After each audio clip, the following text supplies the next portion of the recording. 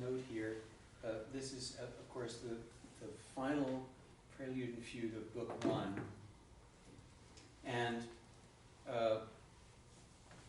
there are 24 in each book, and it's only this last one of Book 1 that has a prelude of 2 repeated sections.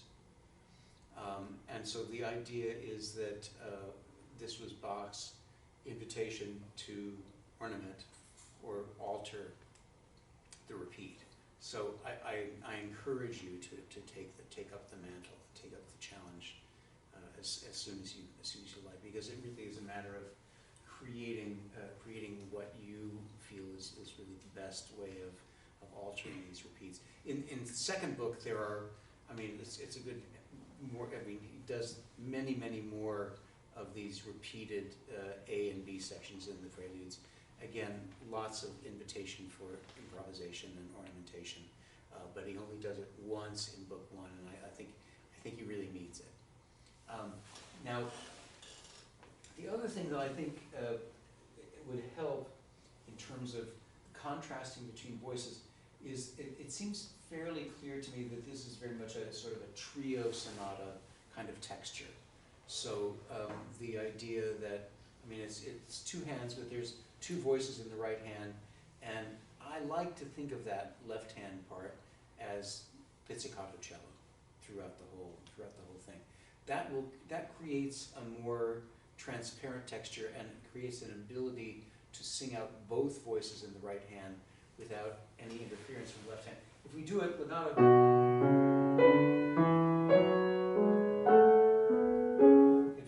it becomes an equal sort of thing. Whereas if we have it, we can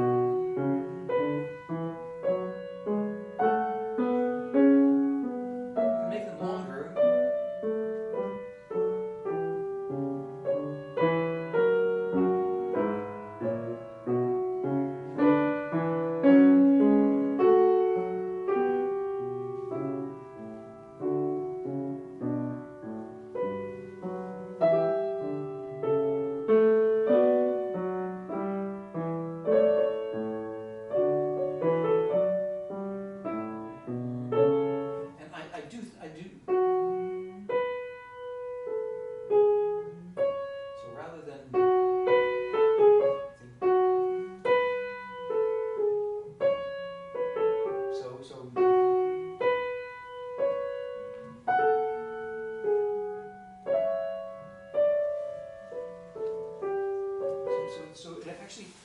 It's easy for us with our pianist hands to make that leap of a fourth, but for a voice, we really need to have that sense of that sense of negative space, that sense of the space between, to create the sense of that interval.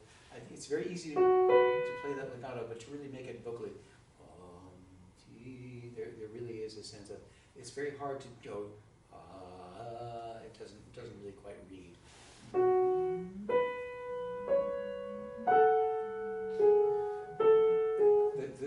The half step, the falling half step, is probably the most compelling to play legato, really sticky legato. And by legato, I really mean, I think you can do a lot in terms of actually overholding it. You can overhold it as much as you like. We think of legato as the even and smooth transfer between notes, but I think in this piece, and particularly in the fugue, the contract of the slur, and there are very few slurs, ladies and gentlemen, in any of the well-tempered clavier, but here in the fugue, Bach gives us in the chiastic parts of this fugue, this is a slur.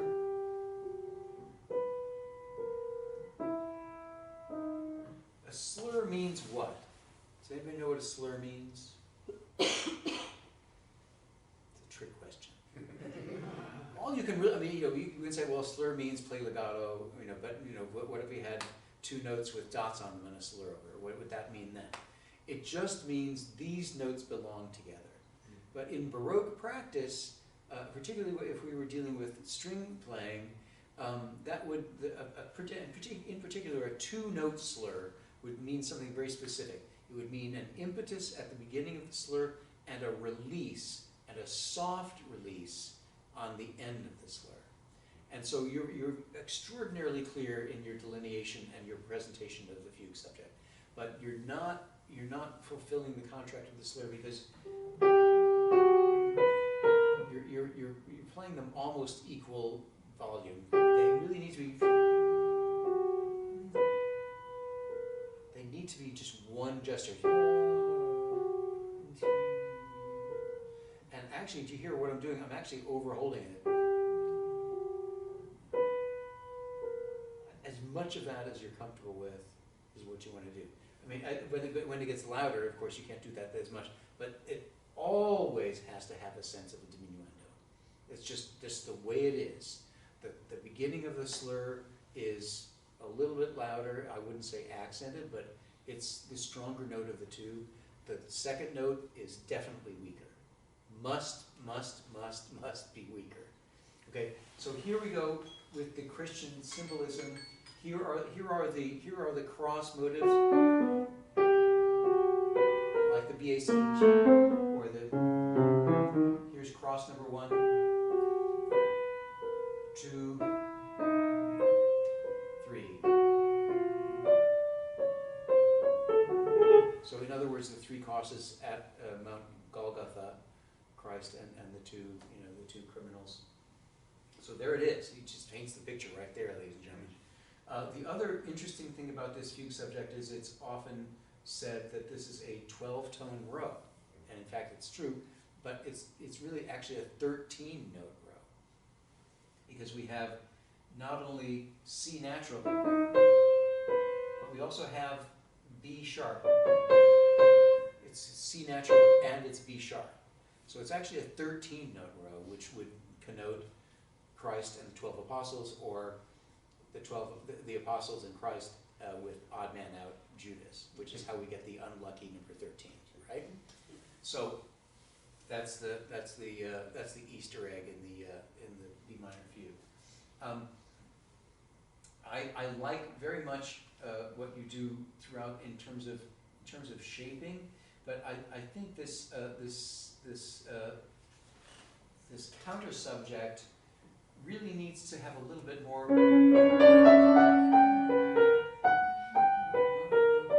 Really, this very wide interval needs to really be, and it all comes from the fugue sound. It's a sort of an inversion of that, but I think we really need the space. It's not enough to play it in time. And always second notes softer.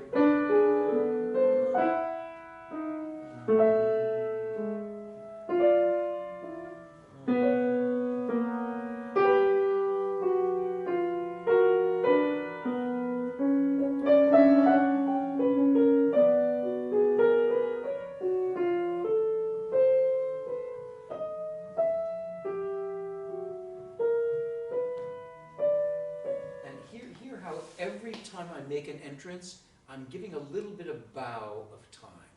So it's not an absolute metronomic sequence. And I'm not meaning to say that it's very strict, it's too strict the way you're doing it. I'm just saying there can be a little bit more elasticity. So if there's a little bit of a bow between the end of one voice and the beginning of the next, that's absolutely great. That's what we were talking about with the Japanese concept of ma, the space between. So waiting for. So in other words, it's not enough to just go on where it actually, just what's the whole natural. You want to wait till we're ready to hear it. Just a touch of time.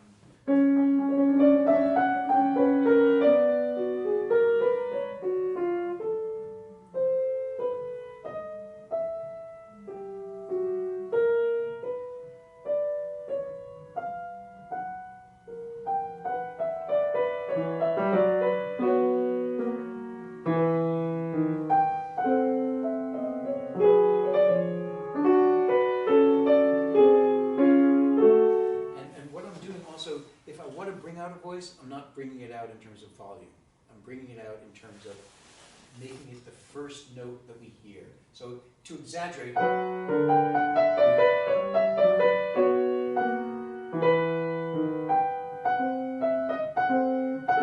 here I'm sort of breaking it from the top.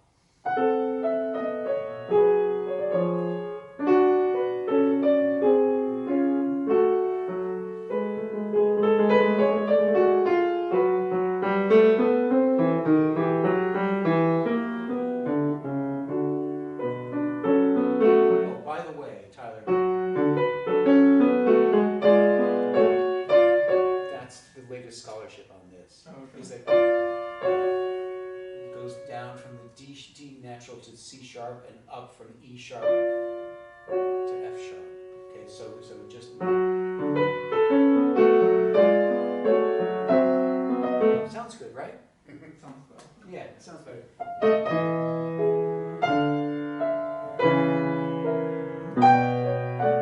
And if we want to create more tension, you know, never give up on making that the weaker of the two notes, but just create more space, more massive space between here.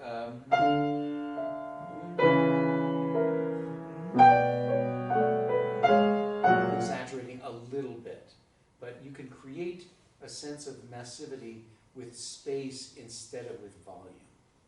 And it's especially important when we want to really do fulfill the contract of the slur.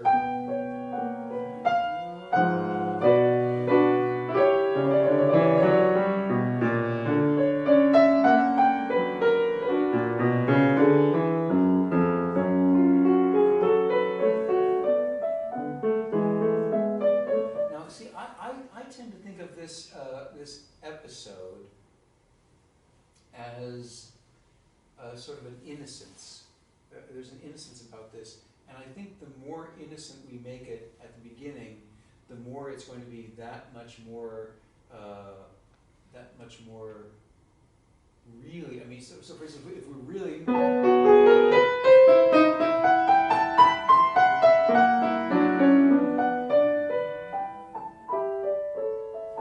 now it's the last time, and I think rather than try and make it bigger, I think this is, you know, before the last gasp of all the theme. It's just completely up to you. But it seems like we want to make this the most innocent of all of those times. And one way of instilling a little bit of variety.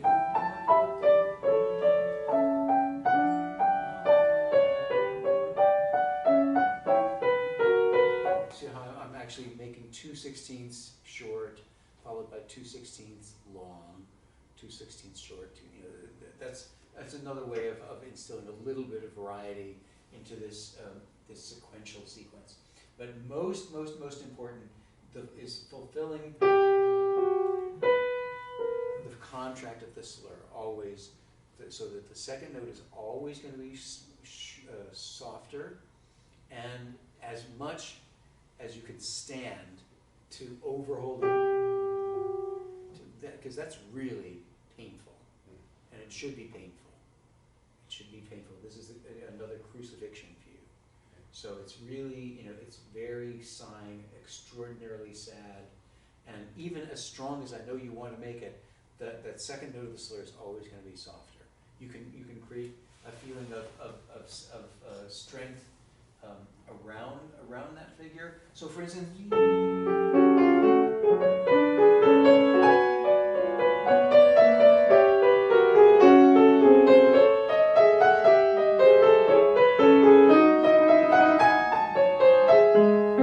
so that the surrounding voices can be as dramatic as you like. I mean, by then, how many times have we heard that theme? It's not going to be necessary to bring it out, you know, all the time.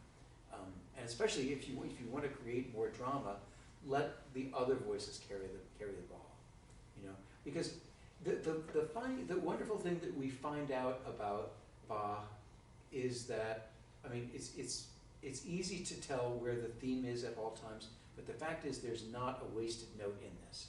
If it's not the theme, it's the counter subject, and the counter subject are just as important as the theme in their own way. They each have their own character. So there's literally not a moment. I mean, in this fugue in particular, there's very little in terms of invention. You know, it's all really variation on the subject or the counter subject. And so that's plenty to keep us engaged. That's plenty to keep us really, aware and engaged.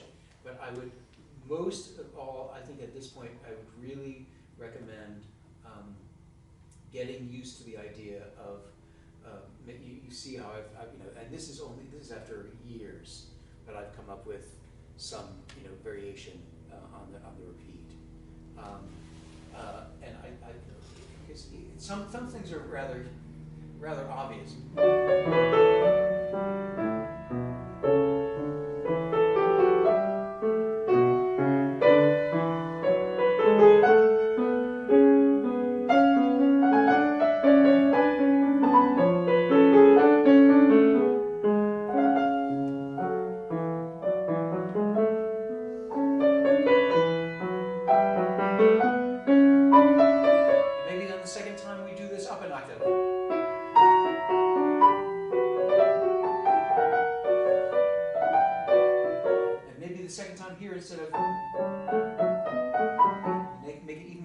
Bring the left hand again up an octave.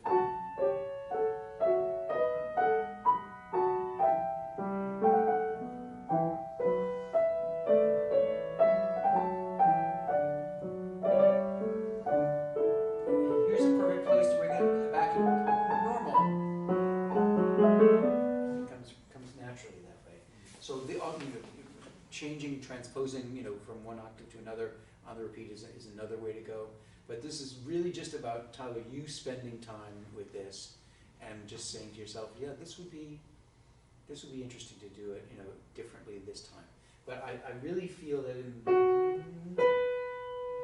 I think we really have to have that we have to have that sense of vocal space. That it's very easy to connect that, but vocally, I think in general, a kind of rule of thumb is we want to find out where are the places where things fall. Where things fall is where we want them to be smooth.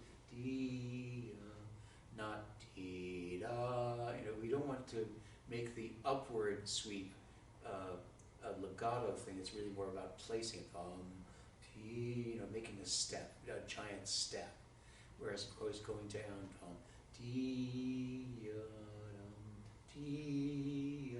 always falling is this instinct that we want to have that is really more of a curling inwards and a vulnerability. The striving upwards should always be trying to achieve, trying to strive trying to place it, place the rock up the hill, So that's if you're wondering where the legato instinct lies.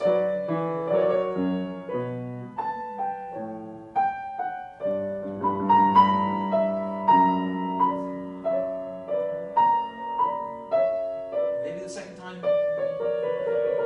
do them both drills. There's all this is all about Bach saying, okay, you come to the end of volume 1 of your instruction manual. Now we're going to leave you with all the freedom that to do what you want to do.